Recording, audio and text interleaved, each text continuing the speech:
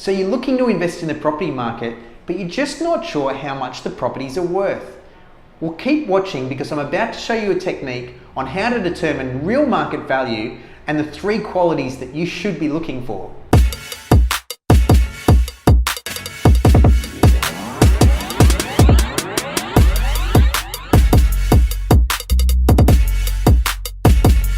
Hi everybody, Josh Masters here. And the other day I was teaching at a seminar, and one of the biggest questions that was coming up, or one of the biggest hurdles that the group was facing, was really understanding the values of the properties that they were looking at on the market. What were they really worth? Now, if you're looking in an area long enough, you'll probably start to get a natural feel for the place, and you'll start to see what the prices are that are coming up each and every week. But what happens when you don't have time to inspect 10 properties every weekend, or it's an out of area purchase? So as a regular investor, one of the things that I like to use is the sold section on realestate.com.au. And the sold section can be, it's actually a little tab up the top next to buy and rent.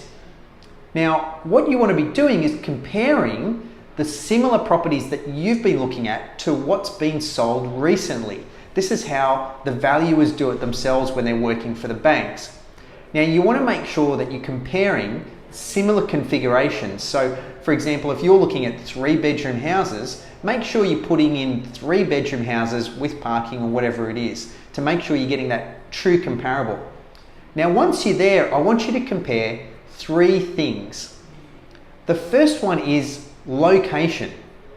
Are you comparing a property that's in a similar location to the one you're looking at, or is it on a main road or in a terrible part of the neighborhood? You want to make sure that they're comparable, so make sure they're in comparable locations. The second one is size. Are they similar sizes? And I'm talking about either land for houses, that's very important, or for units. Are you talking about a 60 square meter unit or an 80 square meter unit? Make sure they're comparable.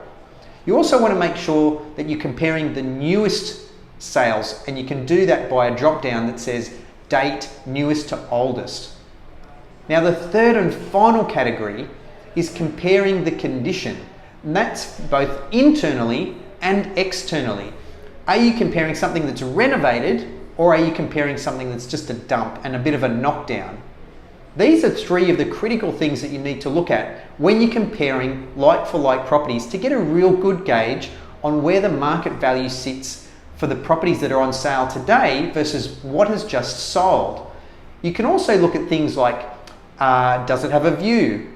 Is the architectural quality the same? Is there an upstairs, downstairs configuration?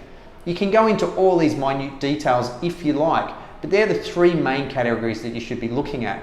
And that will give you a really good gauge on the value that you should be paying today. If you have any questions around this or would like to ask more, just drop me a line. My name's Josh Masters and you've been watching On the Ladder.